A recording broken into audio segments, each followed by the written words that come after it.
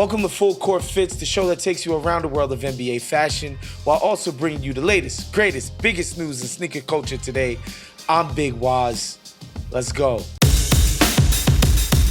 Let's get right into sneak peek. First up, I can't believe we haven't talked about this because this is a shoe that I've been excited about for months, ever since Action Bronson did a wrestling match in which he performed his songs and he also actually performed in the ring. Oh, here we go. Used to see it, but the tag made it. Bronson. Oh, no. Fans wanted this tag. And that sneaker is none other than the New Balance V6. This is called the Baklava, which obviously is Action Bronson, one of his many aliases, and just an incredible puff pastry dish. This sneaker is ill. Obviously, you guys know Teddy Santis has taken over the Made in America vertical at New Balance. He's done an incredible job for them, and he's also been designing actual new models and silhouettes. This is a Teddy Santis design. Teddy Santis being a Queens legend, just like Action Bronson. And they hooked up on this pair. The colors are just incredible. This shoe looks like nothing you'll see out on the streets. I'm gonna do basically every single thing that I can to get my hands on this shoe. The shoe is going to drop on March 17th, the day that this episode airs, on specializinginlife.com. And then a wider release is expected pretty soon here on newbalance.com and at select New Balance retailers. That's the Action Bronson New Balance 990 V6 Baklava, one of my favorite shoes of the year thus far. Queens, big up. All right, next up, we have the Air Jordan 1 Highs. They're calling this colorway the Palomino. I hope I'm pronouncing that correctly. This sort of evokes memories of the Mocha ones that came out a few years ago that were a really big hit, a surprisingly huge hit, to be honest. Reminds me of that, and it reminds me a bit of an Air Jordan 1 in the form of the olive Air Jordan 9s. You guys know about that. That's a classic Air Jordan colorway, which we've covered in the past on this show. There's no official images yet, but it's supposed to have a suede on the black base with Palomino overlays and also have some metallic gold sprinklings accented across the shoe. This, of course, according to nicekicks.com. The shoe is expected to drop in September on the 16th of this year. I think this would be a pretty dope drop. I actually like these more than the Mochas, but maybe that is because I have a sort of bias towards the olives, but I think this is a pretty cool one.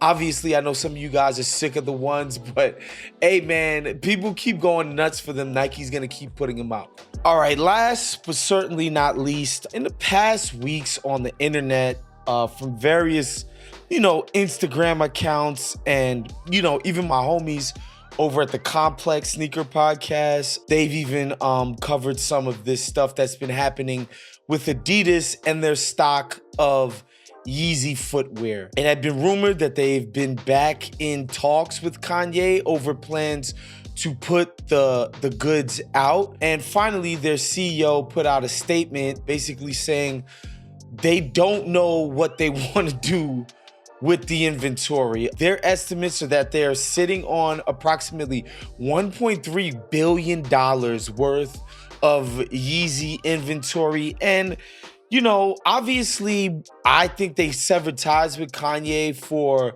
a legitimate reason. I think it's something that was probably long overdue. However, I don't think this is an easy solve. I think some people would be like, yeah, they should just eat the 1.3 billion, but what do they do with all this inventory, right? Some people say burn that up. Like, environmentally, that's just an incredible waste. Like, that's not eco-friendly at all. I don't think burning these sneakers to the ground are the answer, and yet some people think they shouldn't be able to profit off of Kanye's work with them. In my humble opinion, people want to buy this stuff, let them buy it. and we can all just move on. This could be their last collaboration or not. Maybe, you know, it's a few years down the line, Kanye will have redeemed himself and they'll decide to do more stuff with him. But like, honestly, there's absolutely no reason to sit on this stuff but to make a few angry people on the internet happy. I just don't see why you would do this. It just seems like an incredible waste to just do nothing with these sneakers. Put them out, get your money back, everybody move on, and I think we'll all be happier for it. All right, let's get into Copper Drop. First up, Evan Fournier still picking splinters out his ass from riding the bench so damn long. Jesus, Tibbs. Tibbs is completely turned on this guy. Parisian citizen of the world, really, man. To me, he's one of the best doing it in the NBA right now, because a lot of this stuff feels like stuff that comes natural to him. I say this all the time. This stuff should be an expression of who you actually are. And here he's rocking a crew neck by Acne Studios, one of my favorite brands out of Stockholm, Sweden. Louis Vuitton cargo pants and Nike Air Max. I believe those are Air Max 1s. I can't really see from this pic because it's so damn white. But yeah, I'm rocking with this. I think Evan Fournier generally just looks clean every time he leaves the crib. Definitely copping this fit.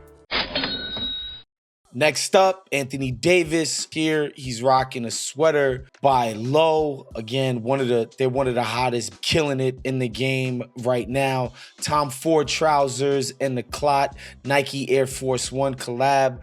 What I like about AD, honestly, most of the time, he's not going crazy. He might wear the one statement piece, you know, something Louis, something Marnie, something whatever.